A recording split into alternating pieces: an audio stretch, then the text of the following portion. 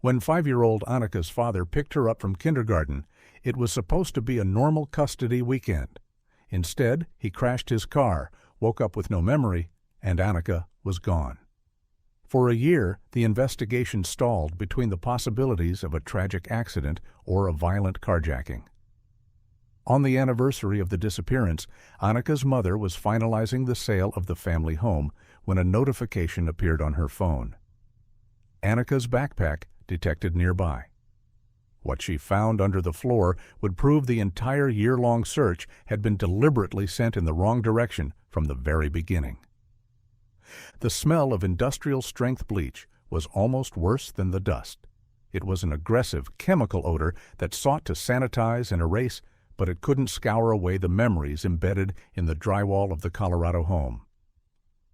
Leah Harding stood perfectly still in the center of what had been the master bedroom.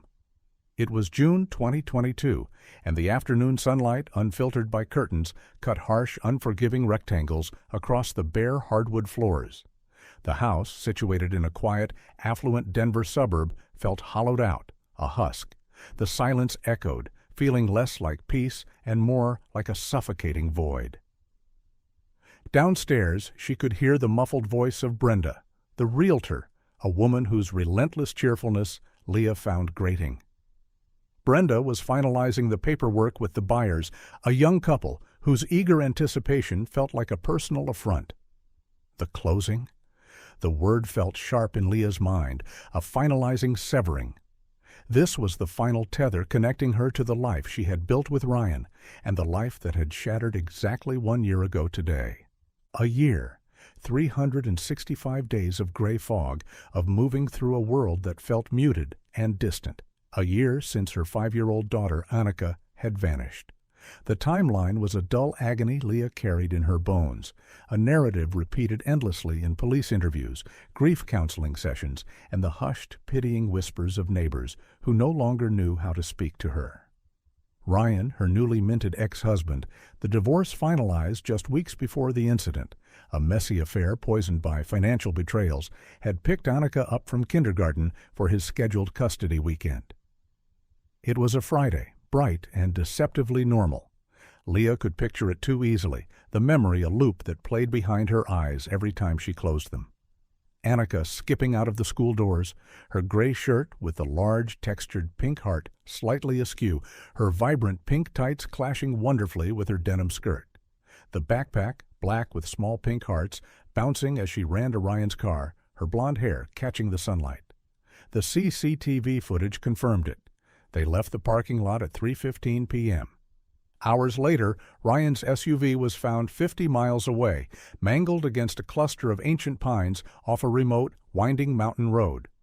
A place he had no reason to be, a treacherous stretch of highway that led deep into the wilderness. Ryan had survived. He was pulled from the wreckage with a severe concussion, multiple fractures, and a story that offered nothing but agonizing silence.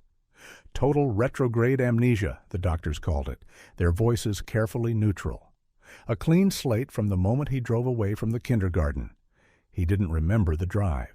He didn't remember the crash. He didn't remember where his daughter was. Annika was simply gone. No trace of her at the crash site, no clothing snagged on the branches, no footprints in the soft earth. The investigation wavered between two agonizing possibilities. She had been ejected during the crash and lost to the vast, unforgiving wilderness, or there had been an unknown altercation, a carjacking perhaps, before the accident. Both scenarios ended in the same terrifying unknown, the same gaping void where her daughter used to be. Leah pressed the bridge of her nose, the emptiness of the house amplifying the void in her chest. This was supposed to be closure, a final step in the agonizing process of moving on. Instead, it felt like an amputation, a removal of a vital part of herself. She forced herself to move, to complete the final walk-through, a last inventory of absence. She moved toward the walk-in closet, a large space that Ryan had meticulously customized during the happier years of their marriage, a time that felt like a distant dream. It was stripped bare now, the shelving units creating a skeletal outline against the white walls, the space echoing with the silence of the house. She stepped over the threshold, the air cooler and stiller here, the scent of bleach slightly fainter. As she scanned the empty shelves one last time, a sharp vibration buzzed in her back pocket. Brenda, she assumed, calling to say the buyers were ready to sign. She pulled the phone out, glancing at the screen, preparing to force a smile she didn't feel. It wasn't a call. A notification bubble had popped up on the lock screen, stark white against her background photo. Annika, smiling, her blonde hair catching the sunlight, the image a daily dose of pain and hope. It was a Find My alert.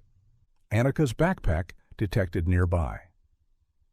Leah stopped breathing. The world seemed to tilt, the silence rushing in her ears. That AirTag. She had clipped it inside Annika's backpack herself, a small, circular talisman against the anxieties of modern motherhood, a way to track her daughter's movements from the bus stop to the school door. It hadn't pinged once since the day Annika disappeared. The police had searched for the signal extensively around the crash site, the helicopters sweeping the area for days. It was presumed lost, the battery dead, the device crushed. It was supposed to be gone forever.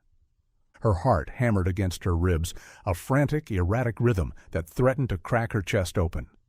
She fumbled to unlock her phone, her fingers suddenly clumsy, the screen blurring before her eyes. The app opened, the map interface giving way to the precise tracking screen. It was a vibrant, almost sickening green, the color of life, of hope. Connecting. The seconds stretched, agonizing, the silence of the house feeling heavy, expectant. Then the screen stabilized. Here. A large white arrow appeared, pointing straight ahead. Leah took a hesitant step forward, deeper into the closet. She felt like she was moving underwater, the air thick and resistant, the silence pressing in on her. The distance indicator updated. 20 feet ahead. She walked slowly, her eyes fixed on the screen, the green light casting an eerie glow on the empty shelves, the shadows dancing on the walls. She reached the back wall, the smooth drywall cold beneath her fingertips. 12 feet ahead. The arrow swiveled sharply to the right. She turned, facing the corner where Ryan used to keep his shoe rack, a space that always smelled faintly of leather and cedar, the ghost of his presence lingering in the air. 9 feet ahead. The arrow pointed straight down. Leah looked down at the hardwood floor, the smooth, polished surface reflecting the green light of the phone. The signal was strong, unwavering. It wasn't in the closet. It was under the closet. The realization didn't make sense. Why now? She had been in this house dozens of times, supervising the packing and cleaning, the process of dismantling her life piece by piece. Perhaps it was the precise proximity. Maybe she had never stood in this exact spot, phone in hand, since the move-out. Maybe the signal had been dormant, waiting for her to come close enough to activate it. She knelt, running her fingers over the smooth, cool wood, searching for a seam, a gap, anything that might indicate an opening. The signal pulsed gently on the screen. Here. Beneath her feet. The impossibility of it was suffocating, the hope terrifying. The pulsing green light on the screen felt less like a guide and more like an accusation, a silent indictment of the secrets hidden beneath the surface of her life. 9 feet below. Leah stared at the hardwood, her mind grappling with the impossibility of the signal, the implications swirling in a chaotic storm of fear and hope. A glitch, a ghost in the machine? But the technology was binary, ruthless in its precision. It was here, or it wasn't. And the app insisted it was here. She examined the floorboards more closely, her eyes tracing the grain of the wood, searching for any anomaly. The corner of the closet where the signal was strongest. The planks seemed slightly uneven, the varnish worn differently, a subtle imperfection in the otherwise flawless surface. And then the memory surfaced, sharp and unbidden, a fragment of the past emerging from the fog of grief. Years ago, long before the gambling debts had consumed him, before the lies had poisoned their marriage, Ryan had installed a hidden access panel right here. He was paranoid about security, always talking about needing a safe place for valuables, for emergency cash, a secret compartment hidden from the world. She hadn't thought about it in years, dismissing it as another manifestation of his growing obsession with control. She pressed her fingers against the seam where two boards met, the gap almost invisible, expertly crafted. She pushed, trying to lift the edge, her fingernails scraping against the wood, the resistance firm, unyielding. It was stuck fast, sealed by time, dust, and perhaps the subtle shifting of the house's foundation, the weight of the past year pressing down on it. "Leah?" "They're here!" Brenda's voice called cheerfully from downstairs, the sound shattering the silence, a jarring intrusion from a world that felt impossibly distant. Panic began to bubble up, hot and acidic, the urgency rising in her throat. The buyers were here. The closing was happening now. If she didn't get this open, she might lose the opportunity forever. The house would belong to strangers, the secrets buried beneath the floorboards, lost forever. She scrambled to her feet and ran, her footsteps echoing loudly in the empty house, the sound a frantic drumbeat against the silence. She sprinted down the stairs, nearly colliding with Brenda in the foyer, the realtor's smile faltering at the sight of Leah's pale face, her frantic energy. "Leah? What's wrong? You look like you've seen a ghost," Brenda asked, her voice laced with concern. "I forgot something," Leah muttered, pushing past her, ignoring the curious glances of the couple standing awkwardly by the door. The buyers, their faces eager, expectant, oblivious to the drama unfolding in the house they were about to claim as their own. She burst into the garage, the space echoing with the emptiness, the air thick with the smell of gasoline and concrete dust.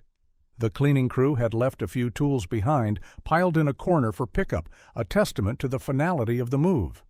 Among them, she saw the heavy, rusted head of a crowbar, the metal cold and menacing. She grabbed it, the weight of it grounding her, the cold metal a stark contrast to the heat of her panic, and ran back into the house. She took the stairs two at a time, the adrenaline masking any exhaustion. Her focus narrowed to a single point, the hidden compartment beneath the closet floor. Back in the closet, the green light continued its relentless pulse. Here, here, here. Leah didn't hesitate. She jammed the sharp end of the crowbar into the seam and pulled down with all her weight, the muscles in her arms straining with the effort. The wood groaned in protest, splinters flying, the sound of the destruction both violent and satisfying. She ignored the damage, the imminent sale, the sound of footsteps starting up the stairs, the muffled voices of Brenda and the buyers. She repositioned the bar, leveraging it against the adjacent plank, the metal biting into the wood. She pulled again, a guttural sound escaping her throat, the desperation fueling her strength. The panel suddenly gave way with a sharp crack, swinging upward on hidden hinges, the mechanism surprisingly smooth after years of disuse. Below was a shallow crawl space, perhaps 2 feet deep, nestled between the floor joists, a dark void hidden beneath the surface of the house. The air that rushed up smelled stale, dusty, and faintly metallic, the scent of secrecy and neglect. Leah fumbled with her phone, switching from the tracking app to the flashlight, her hands shaking so violently she nearly dropped the device. She shone the beam into the dark, narrow gap. The light cut through the swirling dust motes, illuminating the cramped space, the rough concrete floor, the exposed wires and pipes. And there it was. Tucked against a support beam, half covered by a loose piece of insulation, was a small black backpack patterned with tiny pink hearts. Annika's backpack. Leah dropped the crowbar. It clattered loudly on the hardwood, the sound echoing in the silence. Her hands were shaking uncontrollably. She reached into the crawl space, her arm brushing against cobwebs, the rough edges of the floorboards scraping her skin. Her fingers closed around the familiar canvas fabric. It was real, tangible, a piece of the past emerging into the present. She pulled it out, clutching it to her chest, the weight of it light, empty. She unzipped the main compartment, the sound unnaturally loud in the silence. Inside was Annika's lunchbox, empty, the remnants of a sandwich still clinging to the plastic, and a crumpled drawing of a butterfly, the colors faded but still vibrant. The discovery shattered the official timeline, the carefully constructed narrative of the past year crumbling into dust. If the backpack was here, it meant Ryan had stopped at this house, a house he had already moved out of after picking up Annika from kindergarten. He had lied. The detour was intentional. The implications were staggering, terrifying. The amnesia, the confusion, it all felt suddenly suspect, a carefully crafted deception designed to hide the truth. Why come here? She shone the light back into the crawl space, the beam sweeping across the narrow space. Something else caught her eye. Deeper inside, the insulation looked disturbed, pulled away from the corner, as if someone had been searching for something. She reached in, her arm extending as far as it would go, the rough edges of the floorboard scraping her skin. Her fingers brushed against something hard and metallic. She strained, reaching further, her body contorting to fit the narrow opening, and pulled it out. It was a metal lockbox, dark gray and heavy-duty. The kind Ryan used, the kind he kept hidden from her, from the world. She tried the latch. It was unlocked. She opened it. Empty. Leah knew exactly what was supposed to be in there. Ryan kept emergency cash hidden in this box, several $1,000s he had hoarded away, hidden even from the divorce proceedings, a secret stash for his gambling habit. The realization hit her with chilling clarity, the pieces clicking into place. Ryan hadn't just stopped by the house. He came for the money. The backpack must have been left behind in the rush, forgotten or discarded in the frantic scramble for the cash. He took the cash and then what? The crash, the disappearance, the silence. Leah? What is going on up here? The buyers are waiting. Brenda's voice, sharp with annoyance, cut through the silence. She was standing in the doorway of the bedroom, the buyers hovering behind her, their faces a mixture of curiosity and concern. Leah stood up, clutching the backpack and the empty lockbox, her mind reeling, the world tilting on its axis. The foundation of the past year, the accepted narrative of a tragic accident, had just crumbled beneath her feet, revealing a darker, more terrifying truth. "The sale is off," Leah said, her voice flat, unrecognizable, the words hanging heavy in the air. "Get out of my house. I need to call the police." Detective Merrick arrived 45 minutes later, trailed by a forensics team whose presence immediately transformed the hollow house into an active crime scene, the clinical efficiency of their movements a stark contrast to the emotional chaos swirling in Leah's mind. Merrick was a man in his late 50s, with tired eyes and a pragmatic demeanor that Leah had become intimately familiar with during the initial investigation.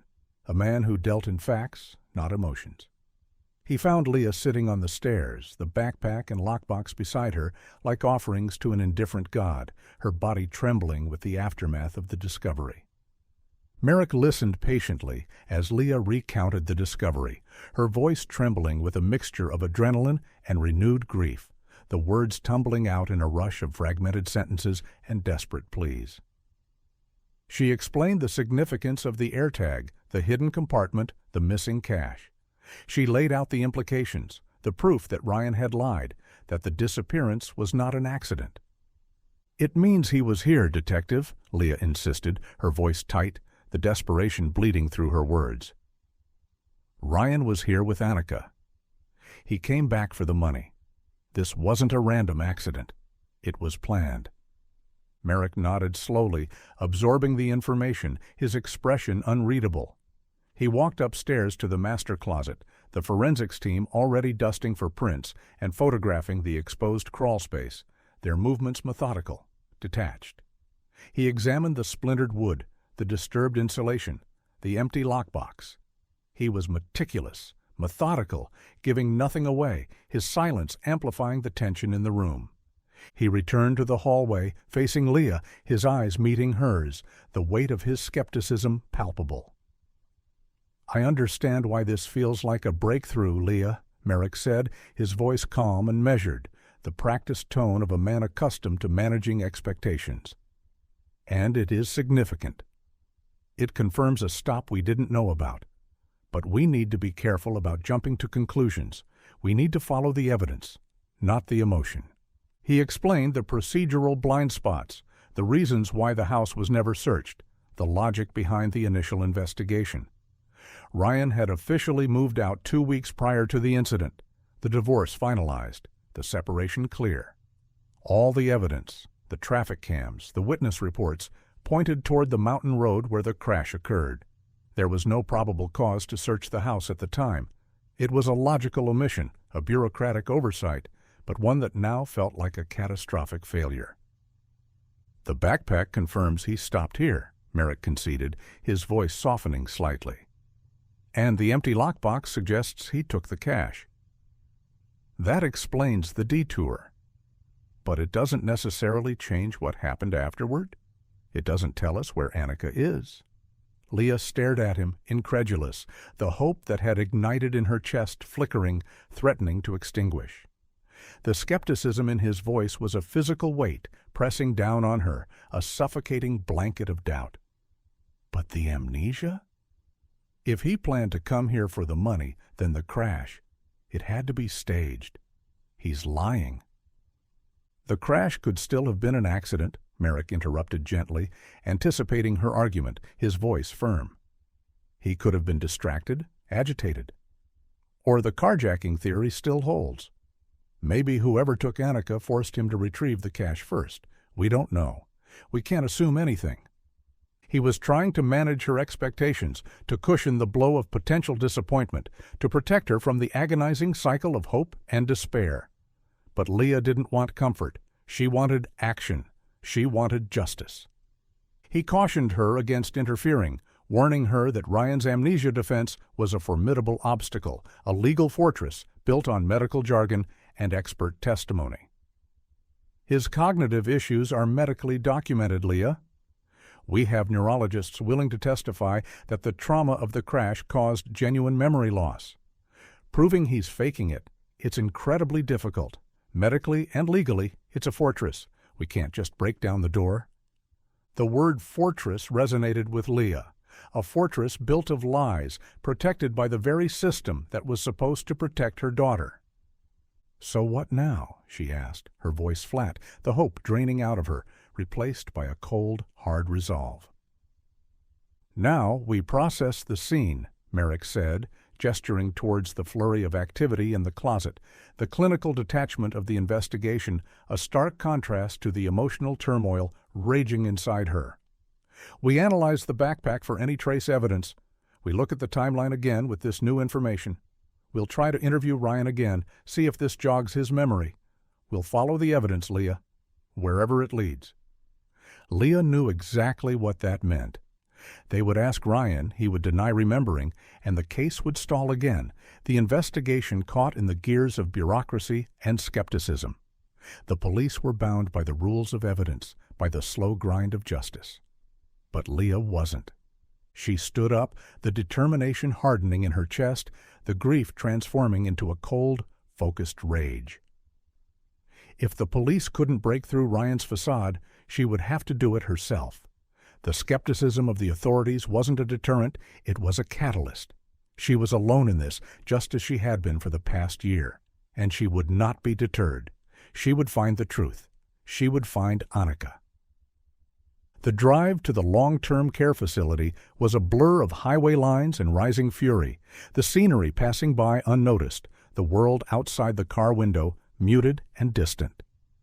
Leah gripped the steering wheel so tightly her knuckles were white, the leather groaning under the pressure, the tension in her body a physical manifestation of the turmoil in her mind. Merrick's cautious skepticism echoed in her mind, fueling her frustration, the dismissal of her instincts, a familiar ache. They saw Ryan as a victim, a grieving father incapacitated by trauma, a broken man deserving of sympathy. Leah saw the man behind the mask, the man who had lied to her for years about the gambling, the debts, the slow erosion of their life together, the man who had always prioritized his own needs above hers, above Annika's. The facility, Mountain View Rehabilitation, was a sterile, quiet place, the architecture modern and impersonal, smelling of antiseptic and the faint, depressing odor of institutional food. The silence was heavy, oppressive, broken only by the occasional beep of a medical device, the muffled sound of a television. Ryan resided here due to his lingering physical injuries from the crash, a fractured femur that hadn't healed properly, requiring months of physical therapy, and his professed cognitive issues. He needed assistance with daily tasks, a convenient shield against the hard questions, a way to retreat from the world and the consequences of his actions. Leah navigated the hallways, her footsteps loud on the linoleum floor, the sound echoing in the silence. She found him in the common area, a brightly lit room with large windows overlooking the manicured lawn, the view a mockery of the confinement of the residents. He was sitting in a wheelchair, staring out at the sunlight, a blanket draped over his lap. He looked smaller than she remembered, his face pale and drawn, the vitality drained from him, the charming smile replaced by a vacant expression. He looked like a broken man. But Leah knew how deceptive appearances could be. She knew the darkness that lurked beneath the surface, the manipulation hidden behind the facade of vulnerability. She walked up to him, stopping directly in front of his wheelchair, blocking the sunlight, casting a shadow over his face. Ryan turned, his eyes widening in surprise, the recognition instantaneous, the mask slipping for a fraction of a second before he regained control. "Leah? What are you doing here?" His voice was hesitant, uncertain, perfectly calibrated to convey confusion, the performance seamless, practiced. Leah didn't waste time with pleasantries. She didn't sit down. She stood over him, the power dynamic shifted, the anger simmering beneath the surface of her calm demeanor. "I was at the house," she said, her voice cold and steady, "finalizing the sale. Saying goodbye." Ryan flinched slightly, the mention of the house a painful reminder of the life he had destroyed. The house. Right, I heard it sold. That's good, you deserve a fresh start. The words felt hollow, insincere. I found the backpack, Ryan. Ryan blinked, his expression shifting to confusion, the performance escalating. The backpack? I don't understand. What backpack? Annika's backpack, the black one with the pink hearts, the one she was wearing when you picked her up. I found it at the house. In the closet, Leah said, her gaze locked on his, searching for any crack in the facade, any flicker of recognition. Under the floorboards, in the crawlspace. Ryan reacted with apparent distress, his hands trembling in his lap, his breathing shallow. He shook his head, his eyes darting around the room as if looking for an escape route, a way to avoid the truth. I don't remember going back to the house. Leah, you know, I don't remember anything from that day. The doctor said, the trauma.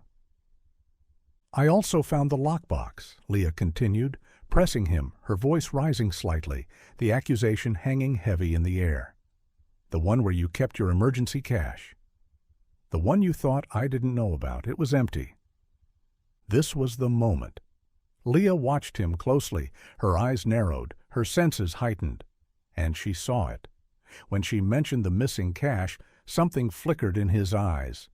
It was minute, a fleeting tightening around his eyelids, a momentary stillness in his trembling hands.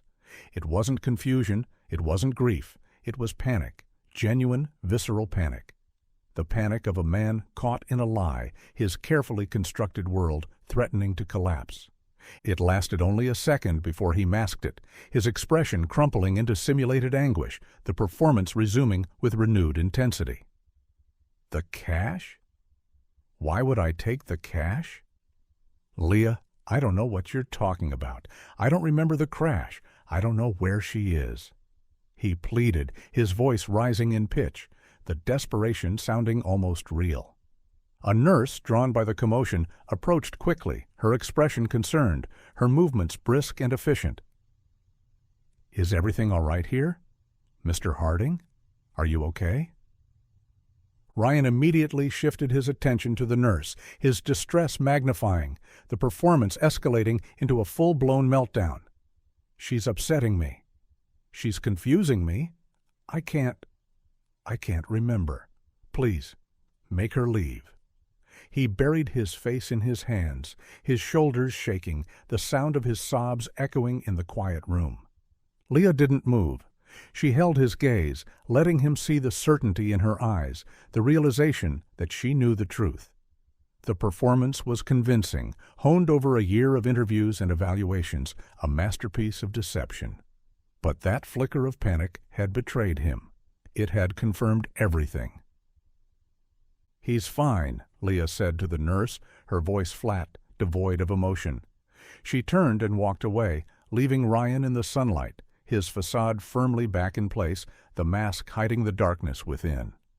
As she pushed through the doors of the facility, the cold air hit her face, the contrast with the stifling atmosphere of the rehabilitation center stark, invigorating. The confrontation had yielded no confession, no sudden revelation, no breakthrough for the investigation. But it had given her something more important, something that Merrick and his team couldn't find with their forensic tools and psychological evaluations. The absolute certainty that Ryan's amnesia was a lie. And if he was lying, he knew where Annika was. The void wasn't empty. It was hiding a secret Leah was determined to uncover. If the amnesia was fake, then the disappearance was planned. The certainty of this realization was a cold fire in Leah's veins, burning away the fog of grief and uncertainty that had paralyzed her for the past year. She needed to understand the sequence of events to prove that the detour to the house was intentional and significant, a calculated move in a desperate game. The backpack was the key, the physical evidence that shattered the official narrative, but the timeline was the lock, the intricate mechanism that held the truth hidden. The next morning, the sky a pale, washed-out blue, she drove to Annika's kindergarten. It was a place she had avoided for the past year, the sight of the colorful playground equipment and the cheerful murals too painful to bear, a reminder of the innocence that had been stolen from her daughter. The Little Sprouts Learning Center sign, with its whimsical font and bright colors, felt like a mockery, a symbol of a world that no longer existed for her. She met with Ms. Gable, Annika's teacher, a kind woman whose eyes still held the shadow of the tragedy, the grief lingering beneath the surface of her professional demeanor. Leah explained the discovery of the backpack, the need to confirm the timeline with absolute certainty, the urgency of her quest for the truth. "Was Annika wearing the backpack when she left with Ryan that day?" Leah asked, her voice tight, desperate for confirmation, for a solid foundation upon which to build her case. Ms. Gable nodded emphatically, without hesitation, the memory vivid in her mind. "Yes, absolutely. She was so proud of it. She never took it off. I helped her put it on before she left. She wanted to show her father the drawing she made, the butterfly." She paused, her expression clouding, the memory shifting from the joyful child to the distracted father. "Ryan was in a hurry. I remember that. He seemed agitated, frazzled. He rushed her out the door, barely saying goodbye. I remember thinking he seemed stressed, but I knew about the divorce, the financial issues. I assumed it was related to that." Stressed? Agitated? A man preparing to disappear, not a father embarking on a leisurely custody weekend. A man driven by a desperate urgency, a hidden agenda. Leah asked if the security footage from that day still existed, the digital record of the last time Annika was seen. Ms. Gable explained that the footage was archived, stored on a cloud server, a silent witness to the tragedy. She promised to retrieve it, understanding the urgency in Leah's request, the need to revisit the past to understand the present. An hour later, Leah was sitting in the small, cluttered office, the air thick with the smell of crayons and glue, watching the grainy video on a computer screen. The digital clock in the corner ticked forward, the seconds stretching agonizingly. There they were. Ryan, walking quickly, his stride long and purposeful, his hand on Annika's shoulder, guiding her towards the parking lot, his grip tight, almost forceful. And Annika, skipping beside him, the black backpack with the pink hearts clearly visible on her back, a symbol of her innocence, her vulnerability. The timestamp on the video read 3:15 p.m. Leah watched the footage repeatedly, memorizing every detail, every nuance of their movements. Ryan's tense posture, the stiffness in his shoulders, the way his eyes darted around the parking lot, scanning for threats, for witnesses. Annika's innocent excitement, the joy in her movements, the trust in her father. The contrast was heartbreaking, terrifying. She drove home, her mind racing, the timeline unfolding before her like a map.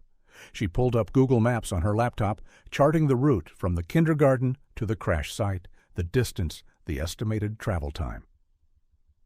It was a 45-minute drive, even with moderate traffic, a straightforward route that led directly into the mountains. She then looked at the police reports from the accident, the thick files she had obsessed over for months, the details memorized, the unanswered questions haunting her. The crash was reported by a passing motorist at 6:05 p.m. Nearly 3 hours. The drive should have taken 45 minutes. The stop at the house explained the detour, the deviation from the expected route. The house was about 20 minutes from the kindergarten in the opposite direction of the crash site.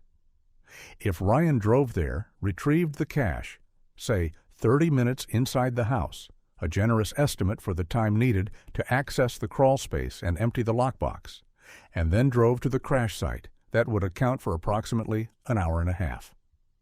But that still left almost an hour and a half unaccounted for. A gap in the timeline, a void in the narrative. Where were they during those 90 minutes? The timeline didn't just suggest intent, it screamed it. This contradicted the theory of a random accident or a sudden carjacking. A carjacking would have been chaotic, frantic, a desperate struggle for control. This timeline felt deliberate, methodical, a carefully orchestrated sequence of events leading to a predetermined outcome. Ryan had time to take the cash, time to drive somewhere else before the crash, time to do something with Annika, time to make her disappear. Leah realized she was only scratching the surface, the discovery of the backpack opening a door into a darkness she hadn't known existed, a labyrinth of deception and betrayal. If the disappearance was planned, she needed to understand why. And the answer, she suspected, lay not in the timeline, not in the logistics of the disappearance, but in the chaos of Ryan's life before the crash. The financial ruin that had driven him to desperation, the secrets he kept hidden from the world. The root of their divorce, the reason their marriage had disintegrated, the catalyst for the destruction of their life together, was Ryan's gambling. It had started small, recreational poker games with friends, a harmless diversion that provided an escape from the pressures of work, the responsibilities of fatherhood. But it had escalated quickly, insidiously, consuming his attention, his savings, their future, the addiction taking hold of him like a virus, rewriting his personality, his priorities. By the time Leah filed for divorce, Ryan was drowning in debt, his life a chaotic mess of lies and desperation, the charming, ambitious man she had married replaced by a stranger, a man obsessed with the next bet, the next win. If the disappearance was related to the debt, Leah needed to understand the scope of the problem, the depth of the abyss into which Ryan had fallen. She needed to see the full picture, the darkness she had averted her eyes from, the reality she had tried to ignore. She called her divorce attorney, Sarah Jenkins. Jenkins was a sharp, pragmatic woman who had navigated the complexities of Ryan's finances with ruthless efficiency, a fierce advocate who had protected Leah from the fallout of his recklessness.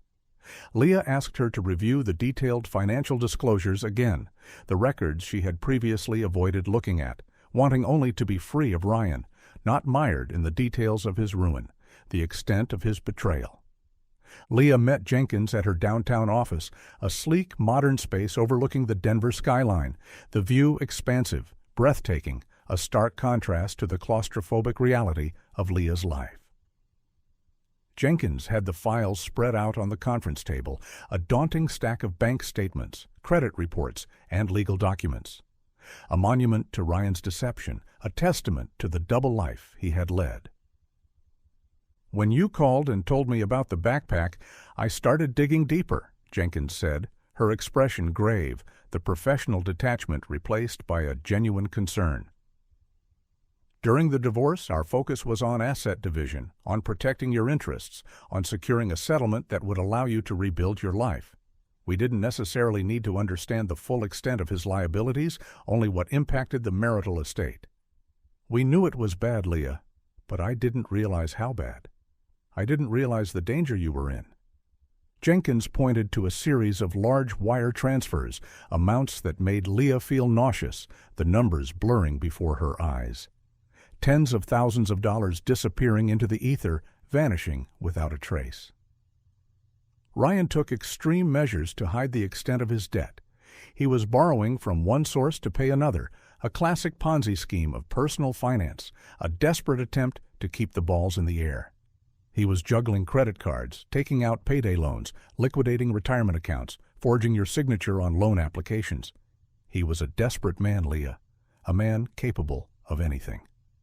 Leah looked at the numbers, the sheer scale of the debt staggering, the realization hitting her with the force of a physical blow. It was far larger and more complex than she had initially realized. Hundreds of thousands of dollars. The realization that she had been living with this level of deception, this level of risk, was chilling, the foundation of their life together built on a lie. "But who did he owe this money to?" Leah asked, her voice trembling, the fear rising in her throat. "The banks? Credit card companies? The IRS? Who was he so afraid of?" Jenkins shook her head slowly, the movement heavy with implication, the silence stretching agonizingly. "That's the problem, Leah. Most of this debt isn't institutional, it's private. It's owed to people who don't play by the rules." She pulled out a document, a forensic accounting report commissioned during the divorce, the analysis dense, filled with technical jargon, but the conclusion clear, undeniable. These wire transfers, they trace back to shell corporations, offshore accounts, entities designed to conceal the true nature of the transactions. This isn't standard debt. This is shadow debt, money borrowed from the darkness. The implication hung in the air, heavy and suffocating, the silence of the conference room amplifying the fear in Leah's heart. Ryan hadn't just ruined his own life, he had entangled himself with something far more dangerous, something that operated outside the confines of the law, something that threatened not just his financial stability, but his life. The financial ruin wasn't just about money, it was about the people he owed it to. People who didn't operate within the confines of the law, people who used violence to collect their debts. Jenkins hesitated, weighing her words carefully, the silence in the room stretching, heavy with unspoken fears. She looked at Leah, her expression softening with a mixture of pity and concern, the professional mask slipping to reveal the vulnerability beneath. "Leah, there's something I didn't fully disclose during the divorce. I didn't want to alarm you, and frankly, I wanted to finalize the proceedings as quickly as possible for your safety. I thought once the divorce was finalized, you and Annika would be insulated from the fallout. I thought the danger would pass." Leah braced herself, the tension in the room palpable, the air thick with anticipation. "What is it, Sarah? Tell me. I need to know the truth." Ryan's debts weren't just private. They were owed to high-level loan sharks, people connected to organized crime. Jenkins said, her voice low, barely above a whisper, the words hanging heavy in the air, the implication terrifying. The words hit Leah like a physical blow, the breath rushing out of her lungs. Organized crime. It sounded like something out of a movie, a sensationalized plot twist, not something that touched her life, her daughter, her reality. The reality of it was terrifying, the abstract fear coalescing into something concrete, something immediate. "How do you know?" Leah whispered, the sound strangled, the fear gripping her heart. "Because they contacted me," Jenkins said, her eyes dark with the memory, the fear still lingering beneath the surface. during the asset investigation, when we started digging into those shell corporations, when we started demanding transparency about the offshore accounts, when we started uncovering the extent of his deception. I received threats, credible threats, threats that I couldn't ignore." Jenkins leaned forward, her eyes locking with Leah's, the intensity of her gaze conveying the seriousness of the situation. "They weren't subtle, Leah. They were explicit. They warned me to drop the inquiry into Ryan's finances. They told me that if I didn't, they would go after him, and not just him." Jenkins paused, the silence stretching, heavy with the unspoken words, the implication hanging in the air like a guillotine. "They threatened Annika." Leah felt the blood drain from her face, the room tilting slightly, the world outside the window blurring into a kaleidoscope of colors. The abstract fear that had haunted her for a year suddenly coalesced into a terrifying reality. This changed everything. The disappearance wasn't just about debt. It was about survival. A desperate, misguided attempt to protect their daughter from the monsters he had invited into their life.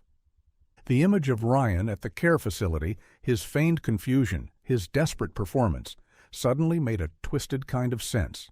He wasn't just hiding from the police. He was hiding from them.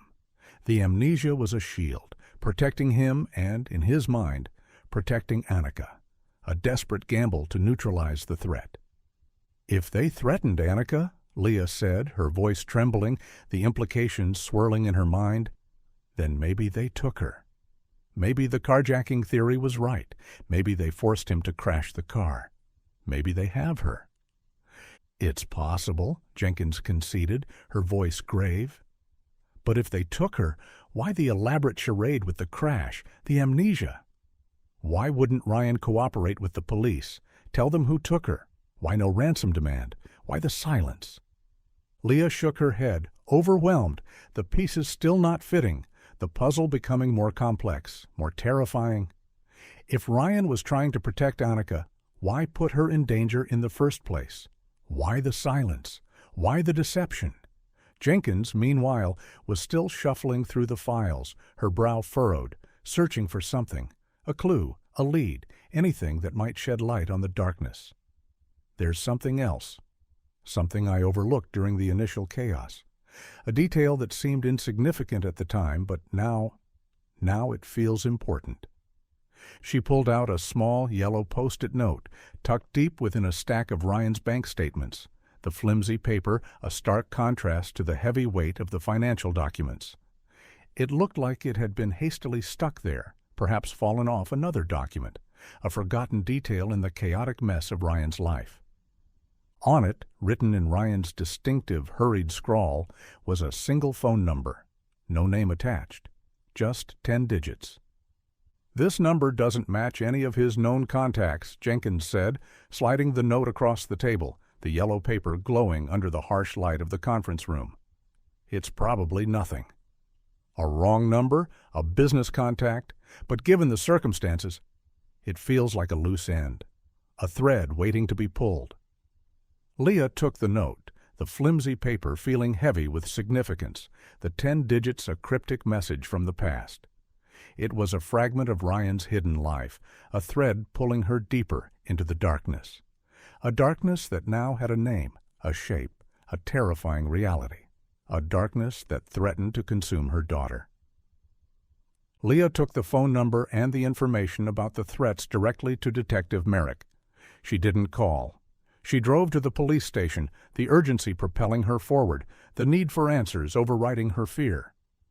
The mention of organized crime instantly changed the atmosphere in the sterile interview room, the air crackling with a newfound tension.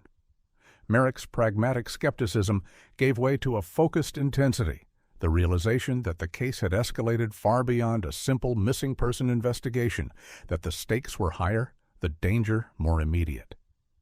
He took the post-it note, sliding it into an evidence bag with careful, deliberate movements, the flimsy paper now a crucial piece of evidence.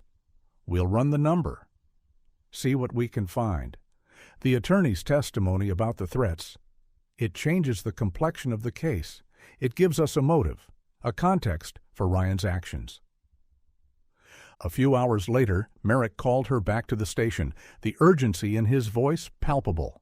He sat behind his desk, the clutter of case files illuminated by the harsh fluorescent light, the shadows dancing on the walls. He had the results of the trace, the information pulled from the digital ether. "The number connects to a burner phone," Merrick explained, his voice tight, devoid of the earlier skepticism, the frustration evident in his tone. "Purchased with cash at a convenience store in Denver 2 weeks before the disappearance. It was active only for a few weeks, then went dead the day after the crash. Untraceable. Anonymous." He pulled up the call logs, the screen reflecting in his tired eyes, the data sparse but telling. A digital footprint of a desperate man. The phone showed repeated frantic calls to 2 other numbers in the days leading up to the disappearance. Short calls, frequent, suggesting coordination, planning a conspiracy. He pointed to the first number on the screen, the digits glowing brightly. "This one we traced to a known enforcer for the gambling ring Ryan was indebted to, a man named Victor Novak. He's bad news, Leah. Violent, connected to a larger syndicate. We've been tracking him for years, but he's slippery, elusive." The confirmation made Leah's stomach clench, the fear a cold knot in her gut. The threat was real. It had a name. Victor Novak. A name that felt heavy, ominous, a symbol of the darkness that had consumed her life. "And the second number?" Leah asked, her voice hesitant, almost afraid to know the answer, the hope flickering, threatening to extinguish. Merrick pointed to the second number on the screen, the digits a cryptic code. "This one is also a burner, untraceable, registered under a fake name, Arthur Dent, purchased at the same convenience store as the first burner, a coordinated effort to maintain anonymity." He pulled up a map showing the location data associated with the second burner phone, the pings scattered across the digital landscape but localized to a specific area. The pings are localized to a remote, mountainous region in southwest Colorado, near the Gunnison National Forest. A vast wilderness, a place where someone could disappear without a trace. It went dead the same day as the first burner, the day after the crash. The connection was undeniable. Ryan was actively communicating with the criminals threatening his daughter and simultaneously with an unknown party in the remote mountains. A triangle of communication, a conspiracy of silence, a desperate attempt to navigate the treacherous waters between the law and the underworld. "So Ryan was talking to this Arthur Dent person while he was being threatened by Novak," Leah said, trying to process the information, the implications swirling in her mind, the puzzle becoming clearer, more terrifying. Maybe this Dent person was helping him hide Annika, helping him escape. Or maybe Dent was part of the extortion, Merrick countered, his pragmatism returning, the skepticism lingering beneath the surface. "We don't know the nature of the relationship. We don't know who Arthur Dent is. But this changes the scope of the investigation. The threat against Annika was credible, and Ryan was involved in something far more complex than a simple accident. He was playing a dangerous game." The investigation intensified, the focus shifting from a missing person case to a potential kidnapping organized by dangerous criminals, the urgency palpable, the resources of the department mobilized. But Leah couldn't shake the feeling that they were still missing a crucial piece of the puzzle, that the truth was still hidden beneath layers of deception. If the criminals took Annika, why the remote location? Why the burner phones? And why, a year later, was there still no ransom demand, no contact from the kidnappers? The silence was deafening, and it suggested a different kind of conspiracy. A conspiracy born not of greed, but of desperation. The knowledge of the organized crime connection paralyzed Leah with a new kind of fear, a fear that transcended the abstract terror of the unknown. It wasn't just the fear of what might have happened to Annika. It was the concrete fear of Victor Novak, the enforcer, the man who had threatened her daughter's life, the embodiment of the darkness that had consumed Ryan. The image of him, conjured from Merrick's description, a brutal, ruthless man who operated outside the confines of the law, haunted her thoughts, his presence a shadow lurking in the corners of her mind. If they had Annika, what were they doing to her? Was she safe? Was she alive? But as the initial shock subsided, the paralyzing fear giving way to a desperate need for answers, Leah began to analyze the situation, her mind grappling with the inconsistencies, the contradictions, the pieces of the puzzle that still didn't fit. Ryan was terrified of the criminals. That much was clear. His desperation was palpable in the frantic calls, the retrieved cash, the staged crash. But he was also terrified of the police discovering the truth. His insistence on the fake amnesia even a year later suggested he was hiding something more than just his debt.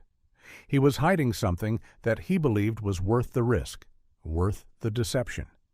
If the criminals took Annika, Ryan's best move would have been to cooperate with the police, to use their resources to get her back, to enter witness protection, to disappear from the world and start a new life. Unless he believed the police couldn't protect her, or unless he was protecting himself. Unless the truth was more complex, more twisted than a simple kidnapping. Leah paced her small apartment, the silence pressing in on her, the walls feeling like a cage. She thought about Ryan's character, his desperation, his manipulative nature, the way he always twisted the truth to fit his needs, his desires. He was a man who always looked for the easy way out, the quick fix, the gamble that promised a big payoff. A man who prioritized self-preservation above all else, even his own daughter. And then a radical theory began to form in her mind, a possibility so unsettling she almost dismissed it immediately, the implications too terrifying to contemplate. A theory that reconciled the contradictions, the inconsistencies, the silence. What if the crash wasn't an accident or an abduction by the criminals? What if it was a diversion? Leah stopped pacing, the implications of the theory hitting her with full force, the breath rushing out of her lungs. What if Ryan staged the disappearance to protect Annika from the debtors? If they believed she was gone, dead, or vanished without a trace, then the threat against her would be neutralized. They couldn't use her as leverage against him. The debt would still exist, the danger to him still present. But the immediate danger to Annika would be gone. The fake amnesia would serve a dual purpose. It would shield him from police scrutiny, preventing them from uncovering the truth about the staged disappearance, and it would provide a plausible explanation for Annika's disappearance to the criminals. A tragic accident. A grieving father incapacitated by trauma. A narrative that absolved him of responsibility, of guilt. If this was true, it meant Annika was alive. The thought sent a jolt of hope through Leah, a feeling so unfamiliar it almost hurt, the darkness receding for a moment, replaced by a flicker of light. But if Ryan hid Annika, he couldn't have done it alone. He needed help, someone he could trust implicitly, someone who could disappear completely, leaving no trace, someone who shared his paranoia, his distrust of the world. Who would Ryan trust? Their marriage had been fractured for years, their social circle diminished by his gambling and her isolation, their relationship strained by the constant stress of his financial ruin. His relationship with his own parents was strained, distant, their disapproval of his lifestyle a constant source of tension. Leah thought back, sifting through the wreckage of their shared past, looking for anyone who might fit the profile, anyone who might be capable of such a deception. And then she remembered. The ghost in the family, the estranged brother, the shadow figure lurking on the fringes of their life. Jesse Calloway, Ryan's older brother. Leah had only met Jesse once, briefly at their wedding, a fleeting encounter that left a lasting impression. He was a stark contrast to Ryan, quiet, intense, with eyes that seemed to look right through her, radiating a palpable distrust of the world, a rejection of the societal norms that governed their lives. He had left immediately after the ceremony, uncomfortable in the crowd, the celebratory atmosphere feeling forced, artificial. He was eager to return to his isolation, to the wilderness that he called home. Jesse was a survivalist, fiercely anti-government, a man who had chosen to live off the grid, deep in the Colorado mountains, his existence a rejection of the modern world. He had cut ties with the family years ago, long before Leah entered the picture, the rift between the brothers deep, irreparable. He had no digital footprint, no permanent address, no connection to the world Ryan inhabited. He was a ghost. He was the one person Ryan might trust who could completely disappear. The one person capable of hiding Annika from the world, from the criminals, from the police. Leah's mind raced, the pieces clicking into place, the puzzle forming a coherent picture. The untraceable burner phone, the one registered under the fake name Arthur Dent, pinging in the remote mountains. The Gunnison National Forest. That was the general area where Jesse was rumored to live, the vast wilderness that provided the perfect cover for a man seeking anonymity, isolation. It fit perfectly. Ryan, desperate and cornered, turns to his estranged brother, the only person who could help him execute his desperate plan, the only person he could trust with his daughter's life. Leah immediately started searching for Jesse Calloway. It was like chasing a phantom, a ghost in the machine.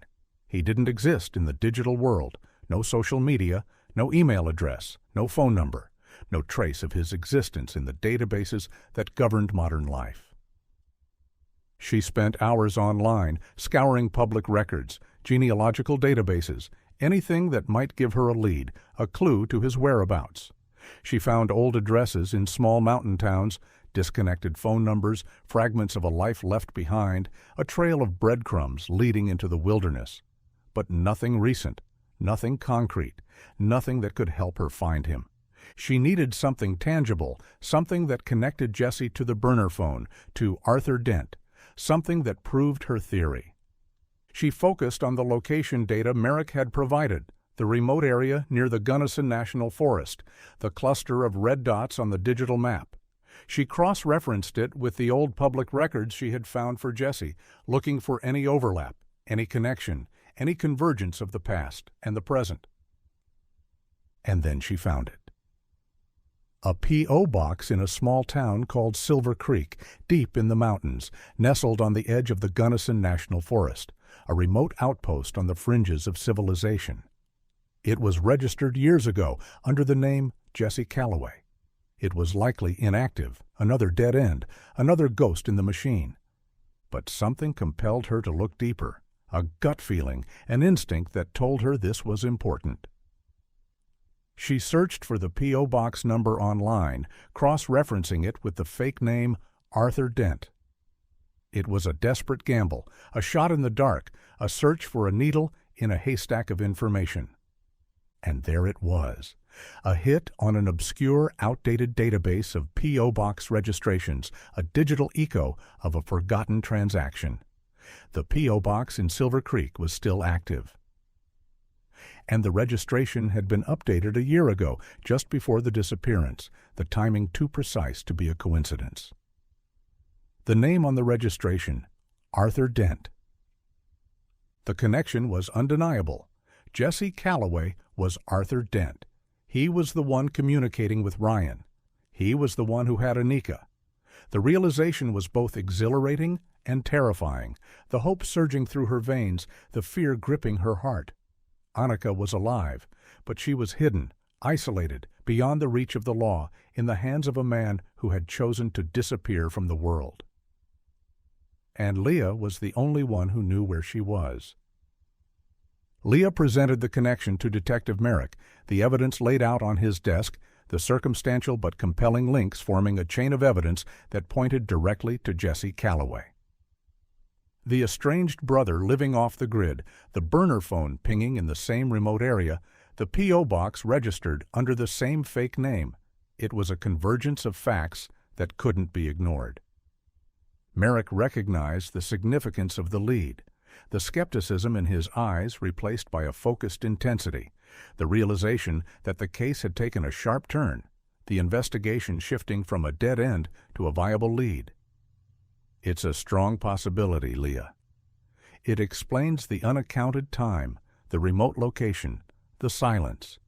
It fits the profile of a staged disappearance. It gives us a target. But the reality of the situation was complex, fraught with legal and logistical obstacles, the path forward unclear. Jesse Calloway was a recluse, living in a remote jurisdiction where the local authorities were stretched thin, their resources limited, their cooperation uncertain. And despite the circumstantial evidence, they still had no concrete proof that Annika was with him, no visual confirmation, no direct evidence of a crime. "We can't just raid his property based on a P.O. box registration and a theory," Merrick explained, his frustration evident, the constraints of the law chafing against the urgency of the situation. "We need probable cause. We need evidence that a crime has been committed and that Annika is in imminent danger. We don't have that yet. We have a ghost." Leah stared at him, incredulous, the urgency that fueled her unmatched by the slow grind of the investigation, the bureaucracy threatening to derail the search for her daughter. "A crime has been committed. Ryan kidnapped her. He staged the disappearance. He lied to everyone." "We don't know that for sure," Merrick countered, his pragmatism a wall she couldn't breach. The legal definitions of crime and evidence a stark contrast to the emotional reality of her situation. "Ryan still claims amnesia, and if Jesse has her, we don't know the circumstances. Maybe Ryan convinced him that he was protecting her from you. Given the contentious divorce, the accusations, we have to consider the possibility that Jesse believes he is acting in Annika's best interest." The thought made Leah feel sick, the realization of Ryan's manipulative nature hitting her with renewed force. He would use anyone, anything to achieve his goals, to protect himself, to maintain control. He would poison his own brother against her, twisting the truth into a weapon. "So what do we do?" Leah asked, her desperation mounting, the fear gnawing at her resolve. "We monitor the P.O. box," Merrick said, the plan already forming in his mind, the strategy unfolding. "We set up surveillance, see who comes to collect the mail. If we can confirm it's Jesse, and if we can get any indication that Annika is with him, then we can move in. We have to build a case, Leah. We have to do this right." "How long will that take?" Leah pressed, the impatience gnawing at her, the fear of losing Annika again overwhelming. "It could take weeks," Merrick admitted, his honesty brutal, the reality of the situation stark. "This is a remote area.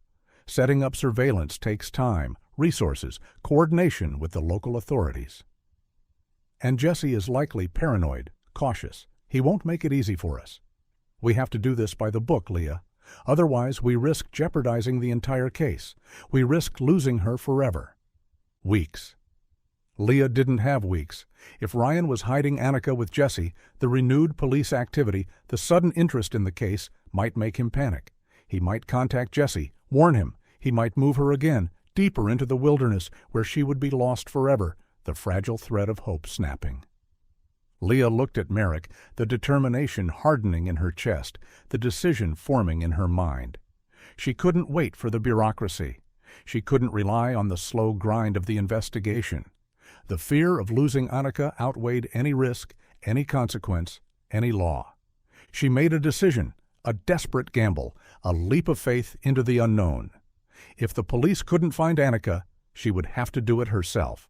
The realization was terrifying, but also liberating. She was no longer a victim of circumstance, a grieving mother waiting for answers. She was taking control. She was going to find her daughter.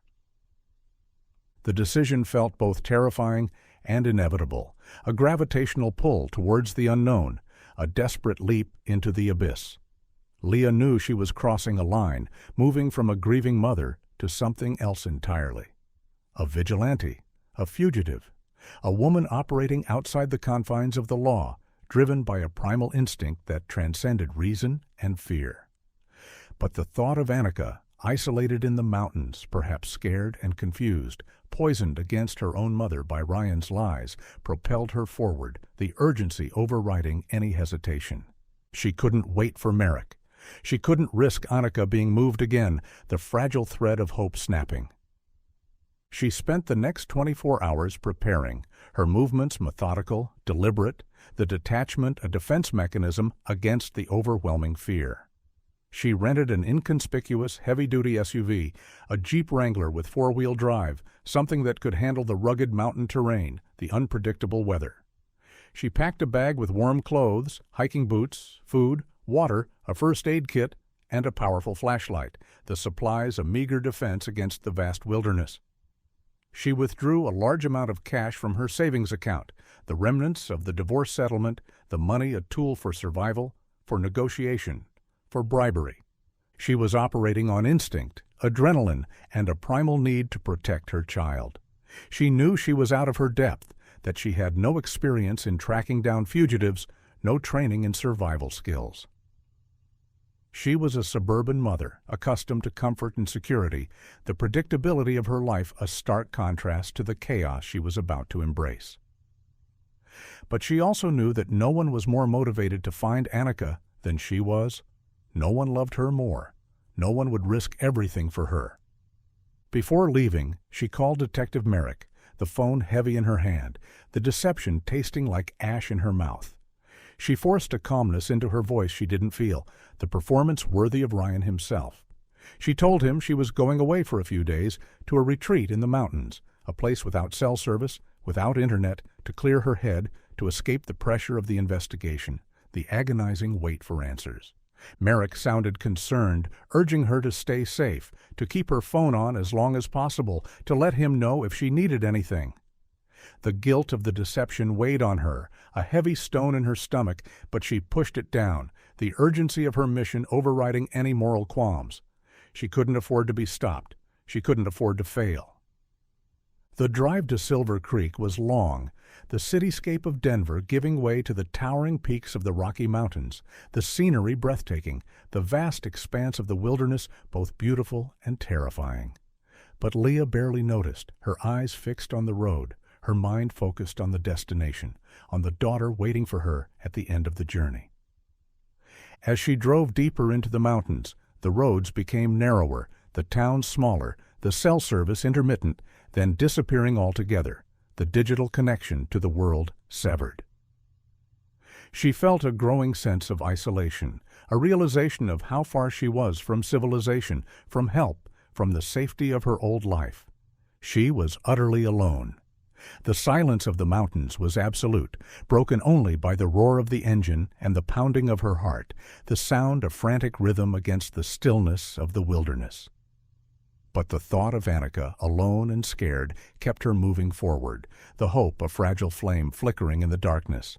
She had reached the point of no return. There was no turning back now. The only way out was through. Silver Creek was less a town than an outpost, a relic of the mining boom, clinging precariously to the side of the mountain, a scar on the otherwise pristine landscape. Nestled in a narrow valley, surrounded by towering pines, it consisted of a single main street with a few scattered buildings, a general store, a gas station, a diner, and a small rustic motel. The atmosphere was insular, a place where time seemed to move slower, where the secrets of the mountains were kept hidden, guarded by the locals with a fierce loyalty. Outsiders were noticed immediately, scrutinized with a mixture of suspicion and indifference, their presence a disruption in the quiet rhythm of the town. Leah checked into the motel, the Silver Creek Inn, a rustic establishment with peeling paint and a flickering neon sign that buzzed faintly in the silence. The room was small and smelled of pine cleaner and stale smoke, the decor outdated, the atmosphere oppressive. The proprietor, a woman with a weathered face and shrewd eyes, scrutinized her driver's license before handing her the key, her gaze lingering on Leah's face, searching for something, a sign of weakness, a reason to distrust her. She needed information, but she knew she had to be careful. A desperate mother asking questions about a local recluse would raise suspicion quickly, the rumor mill spreading like wildfire through the small town. She had to blend in, to become invisible, to navigate the treacherous waters of the local culture. She started her reconnaissance at the general store, which also served as the town's post office, the heart of the community, the place where information was exchanged, secrets shared. The interior was dimly lit, cluttered with shelves stocked with canned goods, fishing gear, and hunting supplies, the air thick with the smell of coffee and dust. A man in his 60s with a weathered face and suspicious eyes that mirrored the proprietor of the inn stood behind the counter, his posture rigid, his expression guarded. He was the postmaster, the gatekeeper of the town's secrets. Leah approached the counter, trying to appear casual, relaxed, a tourist passing through, seeking refuge from the chaos of the city. She bought a cup of coffee and a local map, spreading it out on the counter, the colorful lines a stark contrast to the rugged reality of the mountains. "I'm looking for a friend of mine," she said, carefully modulating her voice, injecting a casualness she didn't feel, the lie slipping easily from her lips. "He moved up here a while back, goes by the name Arthur Dent. I was supposed to meet him here, but I lost his address." The postmaster's eyes narrowed slightly, the reaction subtle, but Leah caught it. A flicker of recognition, quickly masked by indifference, a tightening of the muscles in his jaw. Arthur Dent? The name felt heavy on his tongue, unfamiliar, yet recognized. "Yes, he has a P.O. box here. I was hoping you could tell me if he's been by recently," Leah said, holding her breath, her heart pounding in her chest, the anticipation agonizing. The postmaster shook his head, his expression shuddered, the wall of silence slamming down, the rejection clear, final. "Can't give out that information. Privacy regulations. It's against the law." Leah tried to press him, offering a fabricated story about a family emergency, a debt owed, a desperate need to contact him, but the postmaster remained impassive, stonewalling her attempts, his loyalty to the local recluse stronger than his sympathy for the desperate woman standing before him. The locals were tight-lipped, protective of their own, especially those who sought refuge in the isolation of the mountains, the ghosts who haunted the wilderness. Leah realized she wouldn't get information easily. She left the store, the small bell above the door ringing cheerfully, a stark contrast to the growing tension in her chest, the frustration mounting. She couldn't force the information out of them. She would have to find another way. She decided to watch the post office, to wait for Arthur Dent to appear, to confront the ghost she was chasing. She parked her SUV down the street, partially obscured by a large pine tree, with a clear view of the entrance to the general store, the location strategic, the visibility clear. She settled in for a long wait, the silence of the town pressing in on her, the isolation amplifying her fear, the suspicion of the locals a palpable presence. She was an intruder in a hostile environment, and she was running out of time. Leah spent 2 days staking out the P.O. box, the monotony of the surveillance agonizing, the waiting a slow torture. 2 long, agonizing days cramped in the front seat of the SUV, the vinyl seat sticking to her legs, the air thick with the smell of stale coffee and exhaustion.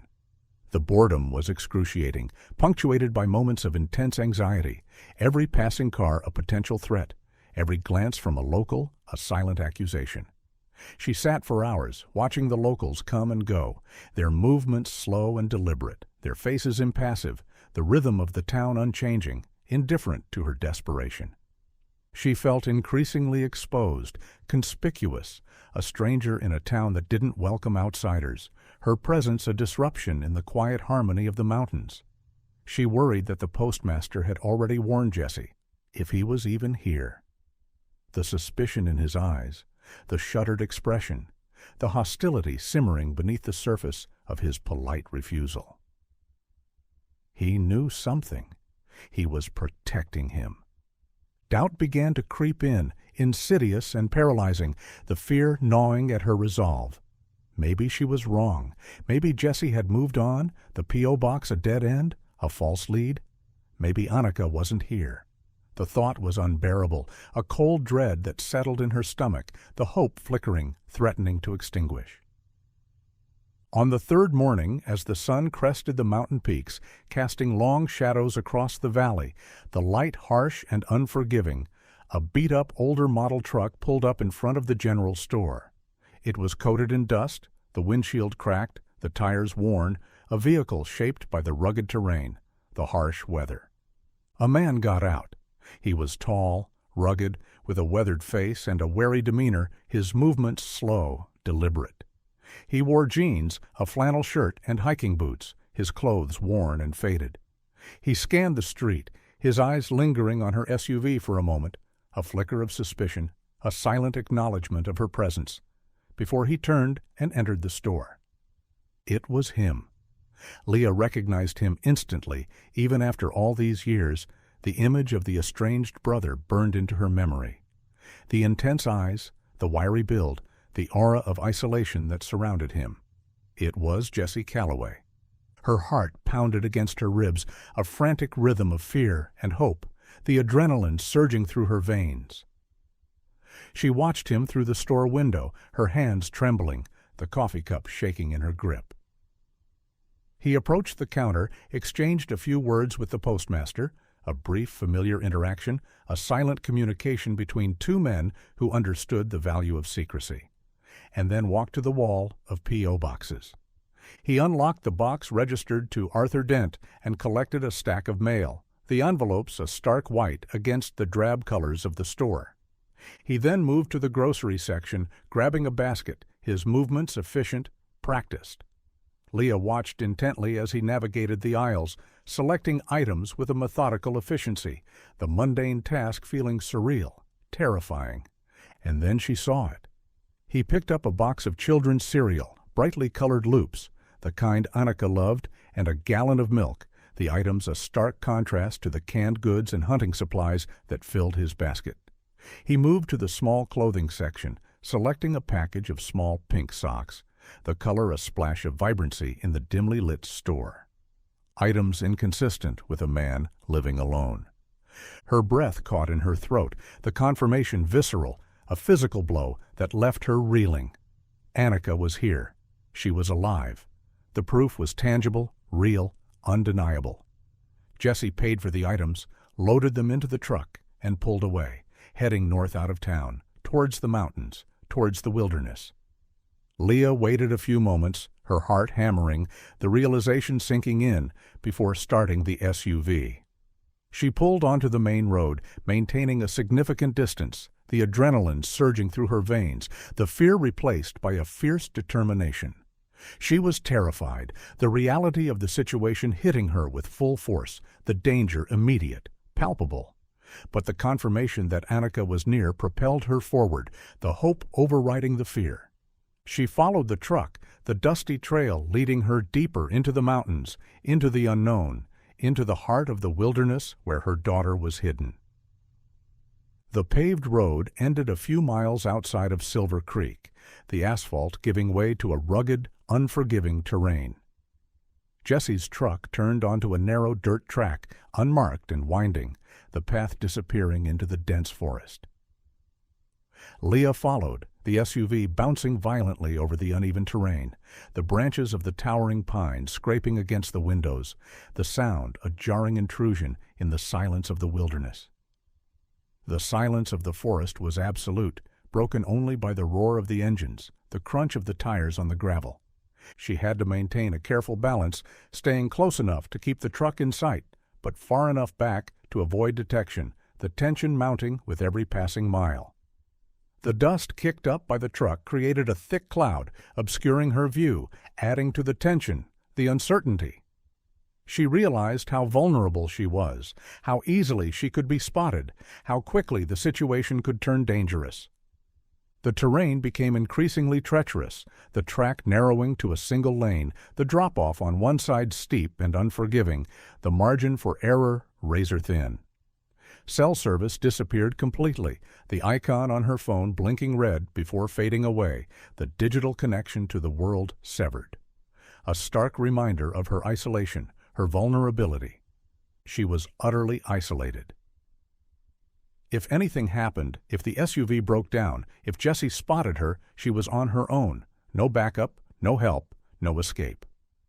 They drove for nearly an hour, climbing higher into the mountains, the air growing colder, the silence deeper, the isolation absolute. Leah's knuckles were white on the steering wheel, her eyes fixed on the truck ahead, her mind racing with possibilities, scenarios, outcomes, the fear a cold knot in her stomach.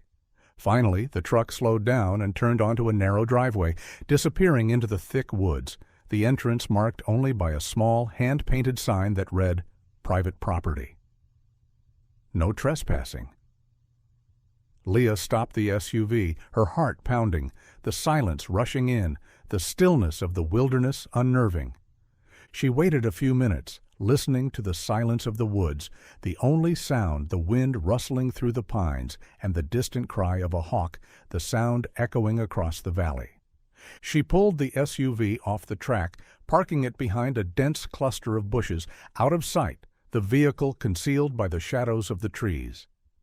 She grabbed her bag, the flashlight, and the keys, and stepped out of the vehicle, the cold air hitting her face, the silence engulfing her. The air was cold, thin, smelling of pine and damp earth, the scent of the wilderness sharp, invigorating. She moved slowly, cautiously, following the driveway on foot, the ground covered in a thick layer of pine needles, muffling her footsteps, the silence her ally. After a few hundred yards, she saw it, a secluded cabin nestled in a small clearing, surrounded by towering pines, the structure blending seamlessly into the landscape. It was built of dark wood, rustic and formidable, designed for isolation, a fortress against the outside world. Smoke curled from the chimney, a sign of life in the wilderness, a beacon in the darkness.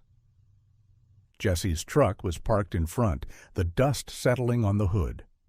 Leah stopped, concealed by the trees, observing the cabin, her eyes scanning the perimeter, searching for any sign of movement, any indication of danger. It was smaller than she expected, with a covered porch and small windows, the glass reflecting the fading light of the afternoon. There was no sign of Annika, no toys in the yard, no indication that a child lived there. The silence was absolute, the stillness unsettling. She needed to get closer, to confirm that Annika was inside, to find a way to extract her. She circled the cabin, staying low, moving silently through the underbrush, the shadows her cover. The silence of the woods was unnerving, every snap of a twig amplified, every rustle of leaves sounding like a warning, a betrayal. She reached the back of the cabin, where there was a small kitchen window, the glass dark, the curtains drawn. She approached cautiously, peering through a gap in the curtains, her breath catching in her throat. The kitchen was rustic, dimly lit by an oil lamp, the shadows dancing on the walls. Jesse was standing at the counter unpacking the groceries, his back to the window. The box of children's cereal was on the counter, a splash of bright color in the drab interior, a symbol of hope in the darkness. Leah scanned the room, her eyes searching for any sign of her daughter, a glimpse of her face, a sound of her voice. And then she saw it.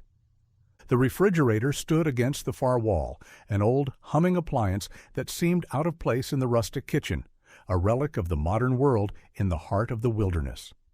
Taped to the door, held in place by a small magnet, was a crayon drawing. It was a colorful, childish depiction of a cabin surrounded by trees, the lines uneven, the colors vibrant. A bright yellow sun shone in the corner, a blue bird perched on the roof, the smoke curling from the chimney in a whimsical spiral. The style was unmistakable, the exuberant colors, the innocent depiction of the world. It was Annika's drawing. The shock was physical, a jolt that sent tears streaming down Leah's face, the emotion overwhelming, the relief crashing over her like a tidal wave. The relief was so overwhelming it almost brought her to her knees, the strength draining from her legs, the exhaustion hitting her with full force. Annika was alive. She was inside. The proof was tangible, real, undeniable. But the relief was quickly replaced by a surge of adrenaline, a fierce determination, a primal instinct taking over. She had to get her out. She had to rescue her daughter from the isolation, the deception, the darkness. She observed the cabin, analyzing the layout, the exits, the vulnerabilities. A direct confrontation with Jesse was too risky. He was likely armed. She had seen a rifle rack by the door, the cold steel gleaming in the dim light. Paranoid and hostile. He had lived in isolation for years, his behavior unpredictable, his reaction to her presence uncertain. He wouldn't hesitate to protect his territory, his secrets. She needed to extract Annika quietly, without alerting him, without escalating the situation into a violent confrontation. She continued circling the cabin, looking for a point of entry, a vulnerability, a weakness in the fortress. She noticed a small window on the side of the cabin, slightly ajar for ventilation, the glass dark, the curtains drawn. It was small, narrow, but perhaps large enough for a child to climb through. She needed to wait until nightfall. The darkness would provide cover, the silence amplifying any sound, making Jessie more cautious, but also making her movements harder to detect. She retreated into the woods, finding a concealed spot overlooking the cabin, the rough bark of a pine tree pressing against her back. She settled in for the wait, the hours stretching agonizingly, the silence of the wilderness pressing in on her. The temperature dropped as the sun dipped below the horizon, the cold seeping into her bones, the darkness enveloping the cabin. She watched the lights in the cabin turn on, casting a warm glow into the surrounding darkness, the windows glowing like eyes in the night. She saw movement inside, shadows passing by the windows, the silhouette of Jessie moving through the rooms. She thought about Annika, so close, yet still out of reach, the distance between them agonizing. What had Ryan told her? Was she scared? Did she miss her? Did she believe the lies she had been told? The questions tortured her, fueling her impatience, the need to hold her daughter overwhelming. The wait was torture, but the image of the drawing on the fridge fueled her determination, the colorful lines a beacon of hope in the darkness. She was so close. She couldn't fail now. As the night deepened, the silence of the woods intensified, the stillness absolute. The only sound was the occasional hoot of an owl, the rustling of nocturnal animals, the wind whispering through the pines. The air grew colder, freezing, the breath clouding in front of her face. Finally, the lights in the cabin turned off, one by one, the darkness reclaiming the space. The cabin was plunged into darkness, except for a faint glow coming from the small window on the side. A nightlight. It was time. Leah moved silently toward the cabin, her footsteps muffled by the thick layer of pine needles covering the ground, the darkness her ally, the silence her shield. The darkness was both a comfort and a threat, concealing her movements but also hiding potential dangers, the shadows playing tricks on her eyes. She moved with a deliberation born of terror, her senses heightened, aware of every sound, every shadow, every breath of wind. She reached the side of the cabin, the small window just above her head, the faint glow of the nightlight illuminating the interior, casting long shadows against the walls. She peered inside, her breath catching in her throat. It was a small bedroom, sparsely furnished, the walls covered in rough wood. A cot, a small dresser, a wooden chair. In the corner, on the cot, she saw a small figure curled up under a thick quilt, the fabric rising and falling with the rhythm of her breathing. Annika. Leah's heart leaped into her throat, the sight of her daughter overwhelming, intoxicating. She pressed her face against the cold glass, her breath fogging the window, the barrier between them agonizing. She looked so small, so vulnerable, a fragile bird in a cage. She whispered her name, praying she wouldn't wake Jessie in the next room, the sound barely audible, a fragile whisper against the silence. Annika, baby, it's Mommy. The small figure stirred, the quilt rustling, the movement sending a jolt of adrenaline through Leah. Annika sat up, her eyes wide with confusion and fear, the darkness hiding her expression. She looked at the window, at the face peering through the darkness, the silhouette of her mother framed against the night sky. Mommy, she whispered, her voice small and hesitant, laced with disbelief, the word hanging heavy in the air. Leah nodded emphatically, tears streaming down her face, blurring her vision, the emotion overwhelming. Yes, baby. It's me. I'm here. I found you. Annika hesitated, her small body tense, the confusion evident in her posture. She looked toward the door of the bedroom, then back at Leah, the conflict raging in her mind. "Uncle Jesse said you were sick," she whispered, her voice trembling, the words a painful reminder of Ryan's betrayal. "He said I had to stay hidden. He said you couldn't take care of me. He said you didn't want me." The words hit Leah like a physical blow, the depth of Ryan's betrayal staggering, the cruelty of his manipulation breathtaking. He hadn't just hidden Annika, he had poisoned her mind against her own mother. He had told Jesse that Leah was unstable, unwell, that she had abandoned her daughter. The manipulation was complete, the deception absolute. "I'm not sick, baby," Leah whispered, her voice urgent, desperate, the need to reassure her daughter, overriding her anger. Uncle Jesse was wrong. Ryan lied to him. "I'm here to take you home. We have to go, now, before he wakes up." She needed Annika to trust her. She needed her to move quickly, silently, the urgency of the situation mounting. She reached up, pushing the window open wider, the hinges creaking slightly, the sound amplified in the silence. Leah froze, listening, her heart pounding in her chest. Nothing. The silence remained unbroken. "Climb out, baby." "Quickly. I'll help you. I'll catch you." Annika hesitated for a moment longer, her eyes searching Leah's face, looking for the truth, the reassurance she desperately needed. Then she nodded, her small face resolute, the trust flickering in her eyes. She scrambled off the bed, dragging the wooden chair to the window, the sound of the wood scraping against the floor agonizingly loud. She climbed up, her small body trembling with fear and cold, the thin pajamas offering little protection against the frigid air. Leah reached in, grabbing her hands, helping her through the narrow opening, the space tight, the extraction difficult. As soon as Annika's feet touched the ground outside, a powerful motion-activated floodlight snapped on, illuminating the side of the cabin in a harsh white glare, the sudden brightness blinding, disorienting. At the same time, a dog started barking furiously from inside the cabin. A deep, guttural sound that shattered the silence of the night, a primal warning that echoed through the mountains. Leah froze, blinded by the sudden light, the sound of the barking echoing in the silence, the fear gripping her heart.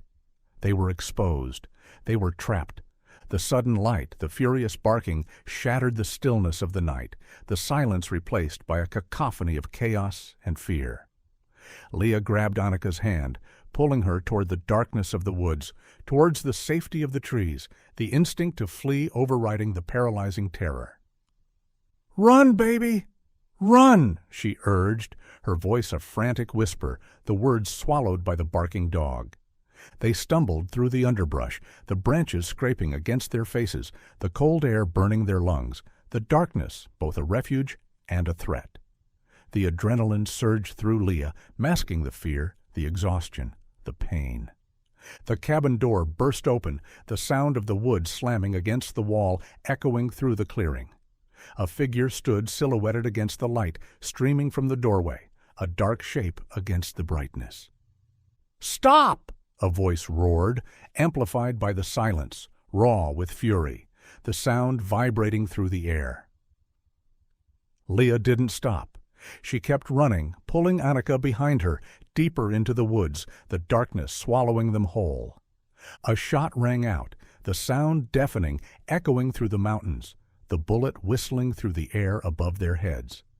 A warning shot fired into the air, a demonstration of power, of control. Leah stopped, realizing the futility of running. He knew the terrain. He was armed. He was desperate. They couldn't outrun him. They couldn't escape. She turned, instinctively placing herself between the figure and Annika, shielding her daughter with her body, the primal instinct to protect her child overriding the fear of death. Jesse advanced, leveling the hunting rifle, his face contorted in fury, the shadows dancing on his features, making him look menacing, dangerous. He was barefoot, wearing only jeans and a t-shirt, the cold air seemingly having no effect on him. The dog barked furiously beside him, straining against an invisible leash, the sound echoing the rage in Jesse's eyes. "Get away from her!" he roared, his voice raw with emotion, the accusation hanging heavy in the air. "Jesse, stop! It's me, Leah, Ryan's wife," Leah shouted, her voice trembling but firm, holding her hands up in surrender, a gesture of peace, of desperation. Jesse stopped a few feet away, the rifle steady, pointed directly at Leah's chest, the cold metal a promise of violence. His eyes were wide, wild, filled with rage and confusion, the conflict raging within him. The floodlight cast long, distorted shadows against the trees, the scene surreal, terrifying. "I know who you are," he spat, his voice dripping with contempt, the words laced with the poison of Ryan's lies. "Ryan told me everything. You're unwell. You lost custody. You're trying to steal her. I won't let you." He genuinely believed Leah was the threat. He believed he was protecting Annika, fulfilling a promise he had made to his brother, a promise based on a lie. The realization chilled Leah to the bone. Ryan's manipulation had been complete, his betrayal absolute. "He lied to you, Jesse," Leah pleaded, shouting over the barking dog, the desperation bleeding into her voice. "Ryan lied to you. I never lost custody. I'm not unwell. I'm her mother." "Stay back," Jesse warned, his finger tightening on the trigger, the tension mounting, the silence stretching agonizingly. The dog lunged forward, snapping at the air, the sound of its teeth clicking together echoing in the stillness. Leah held her ground, her heart pounding, the cold metal of the rifle pointed at her heart, the fear a cold knot in her stomach. She had to make him understand. She had to break through the lies, the manipulation, the paranoia. The truth was her only weapon, the only thing that could save them. "Ryan is in massive debt," Leah shouted, her voice desperate, echoing in the silence, the words carrying the weight of the truth. "He owes money to organized criminals, dangerous people. Victor Novak. They threatened Annika's life. They were going to take her." Jesse hesitated, his brow furrowing in confusion, the certainty in his eyes wavering. This didn't match the story Ryan had told him. Ryan's story had been vague, emphasizing Leah's instability, her erratic behavior, the custody battle, the restraining orders. But this felt terrifyingly real, the desperation in her voice, the fear in her eyes, the specificity of her claims resonating with a truth he couldn't deny. "He staged the crash, Jesse," Leah continued, pressing her advantage, the words tumbling out in a rush of adrenaline and desperation, the truth spilling out of her. "He faked the amnesia. He hid Annika from them, not me. He was trying to protect her." She poured out the details, the evidence she had uncovered, the trail that had led her to this isolated cabin in the wilderness. The burner phone, the one registered under the fake name Arthur Dent. The P.O. box in Silver Creek. The empty lockbox. The missing cash. The threats her divorce attorney had received. The danger that had forced Ryan's hand. "He used you, Jesse," Leah pleaded, her voice cracking with emotion, the betrayal hitting him with full force. "He manipulated you. He knew you would protect her, that you would keep her safe. But he lied about why. He lied about everything. He put you both in danger."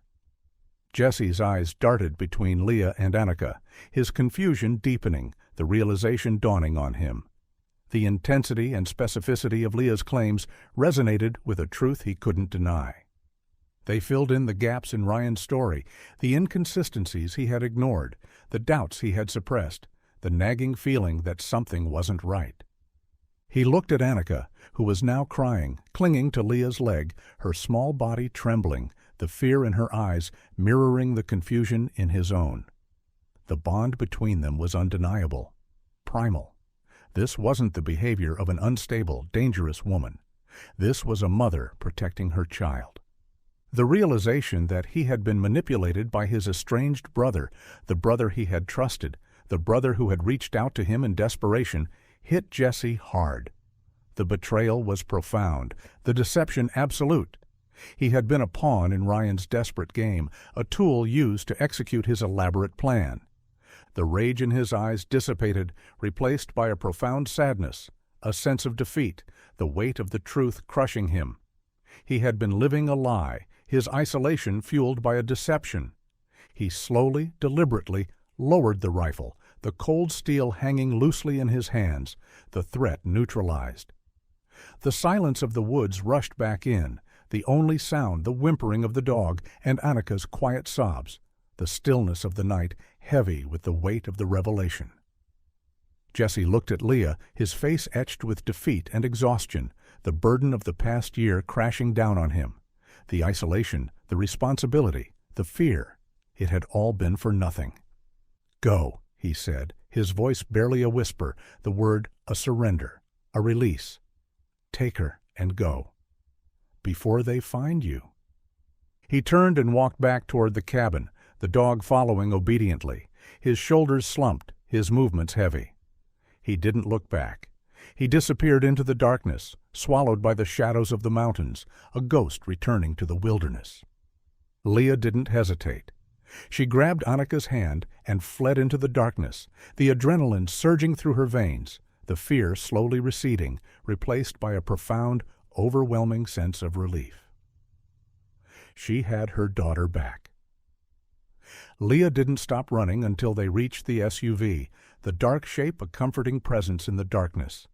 She fumbled with the keys, her hands shaking violently, the metal cold against her skin, and pushed Annika into the passenger seat, the small body trembling with cold and fear.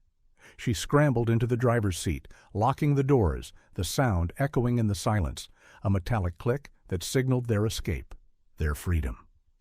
She started the engine and drove, the SUV bouncing recklessly down the treacherous mountain tracks, the headlights cutting a swath through the darkness, the wilderness blurring past the windows. She didn't slow down, constantly checking the mirrors, expecting to see headlights behind her. Jesse changing his mind, the criminals emerging from the shadows, the fear still gripping her heart. The drive was a blur, the darkness pressing in, the silence in the car broken only by Annika's quiet sobs, the sound a heartbreaking reminder of the trauma she had endured. Leah reached over, stroking her hair, the soft strands feeling like silk beneath her touch, whispering reassurances, the words feeling inadequate against the enormity of the situation. "It's okay, baby. You're safe. Mommy's here. I've got you." She didn't stop until she reached the nearest town with cell service, the icon on her phone lighting up, a beacon of civilization, a connection to the world she had left behind. The lights of the town glowed in the distance, a promise of safety, of normalcy. She immediately pulled into the local sheriff's office, the lights blazing in the darkness, a symbol of authority, of justice. She stumbled through the doors, Annika clinging tightly to her side, refusing to let go, the warmth of the station a shock after the freezing cold of the mountains. Leah gave a frantic, full statement, the words tumbling out, the events of the past few days spilling out in a rush of emotion, the story of her desperate search for her daughter unfolding in the sterile environment of the sheriff's office. The sheriff, a man with a kind face and a calm demeanor, listened patiently, his expression grave, the realization of the magnitude of the situation sinking in. He recognized the name Annika Harding, the case that had haunted the state for a year, the missing child whose face had been plastered on every news channel, every missing person poster. They were taken to a local hospital, the sterile environment a stark contrast to the rustic cabin in the wilderness. Annika was examined, the doctors confirming she was physically healthy, unharmed. A miracle. But the psychological impact of the year-long isolation, the confusion, the fear, was evident in her wide eyes, her hesitant movements, her silence. The trauma lingered beneath the surface, a shadow in her eyes. The reunion was overwhelming, a complex tapestry of emotions. Profound relief, the agonizing joy of holding her daughter again, the anger at Ryan's betrayal, the depth of his deception, and sorrow for the lost year, the time stolen from them, the innocence shattered. Holding Annika in her arms, the small body pressed against her chest, Leah felt the paralyzing trauma of the past year begin to recede. The void that had consumed her, the emptiness that had defined her life, was filled. The silence was broken. In its place was a fierce, clear sense of purpose, a determination that burned brighter than any fear. To heal her daughter, to rebuild their life, to protect her from the darkness that had almost consumed them. The journey ahead would be long, arduous, a path fraught with challenges and obstacles, but they would face it together.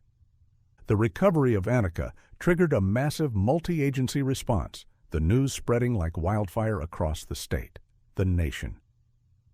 Detective Merrick arrived the next morning, coordinating with the local authorities, the relief in his eyes when he saw Leah and Annika palpable, a validation of the desperate gamble she had taken, the risk she had embraced.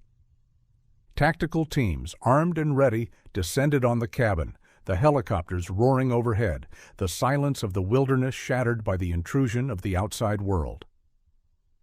They found Jesse Calloway sitting on the porch, waiting for them, his expression resigned, his eyes empty. He surrendered peacefully, offering no resistance. He was tired of running, tired of the lies, the burden of the secret too heavy to bear. He gave a full confession, detailing how Ryan had arrived a year ago, desperate and frantic, claiming Leah was unstable, that she had lost custody, that Annika was in danger. He admitted to hiding her, believing he was protecting her from her mother, the remorse in his voice genuine, the realization of his manipulation profound. The news of Annika's recovery spread quickly, the story dominating the local news, the media descending on the small mountain town, the spotlight shining on the darkness that had been hidden for so long. The focus shifted to Ryan Harding. He was arrested at the assisted living facility, the facade of the grieving father crumbling instantly, the mask slipping to reveal the desperate man beneath. When confronted with Annika's recovery and Jesse's confession, his amnesia defense disintegrated, the fortress of lies collapsing under the weight of the truth. The full truth was finally revealed, the intricate web of deception unraveled. Ryan, cornered by his gambling debts, terrified by the threats against his daughter, had devised a desperate plan, a gamble that risked everything. He intended to retrieve the hidden cash from the marital home, explaining the detour and the empty lockbox, the untraceable funds a means of survival. In his haste, Annika's backpack was accidentally left behind in the crawl space, a small mistake that unraveled his entire plan, a forgotten detail that led to his downfall. He then drove to the mountains, handing Annika over to Jesse, creating a false narrative of Leah's instability, poisoning his brother's mind against her. He staged the crash, intending to create a diversion to make it look like Annika had vanished, neutralizing the threat from the criminals. He injured himself more severely than intended, the physical trauma adding to the credibility of his amnesia defense, the lie becoming a self-fulfilling prophecy. He maintained the lie for a year, hoping the criminals would move on, the police would stop searching, and he could eventually retrieve Annika and disappear, starting a new life, free from the debts, the threats, the consequences of his actions. A desperate gamble that failed. Late 2022. The legal proceedings were swift, the justice system moving with a newfound urgency. Ryan Harding pleaded guilty to custodial interference, filing false reports, and child endangerment, facing significant prison time, the courtroom silent as he accepted responsibility for his actions. Jesse Calloway, due to his cooperation and genuine belief that he was protecting Annika, received a lighter sentence: probation and community service, a chance to rebuild his life, to atone for his role in the deception. Leah and Annika moved to a new state, far from Colorado, far from the memories of the past year, the shadows of the trauma. They started intensive therapy, healing the wounds of the betrayal, the isolation, the fear, the process slow, painful, but ultimately transformative. Annika was resilient, slowly readjusting to the world, her laughter returning, the shadows in her eyes receding, the innocence gradually restored. Leah, having overcome her deepest fear, dedicated herself entirely to rebuilding their life together. The silence that had once defined her life was replaced by the sound of her daughter's voice, a constant reminder of the strength of a mother's love, the resilience of the human spirit, and the small digital signal that had led her back to her daughter, the 9-foot signal that had guided her through the darkness and into the light.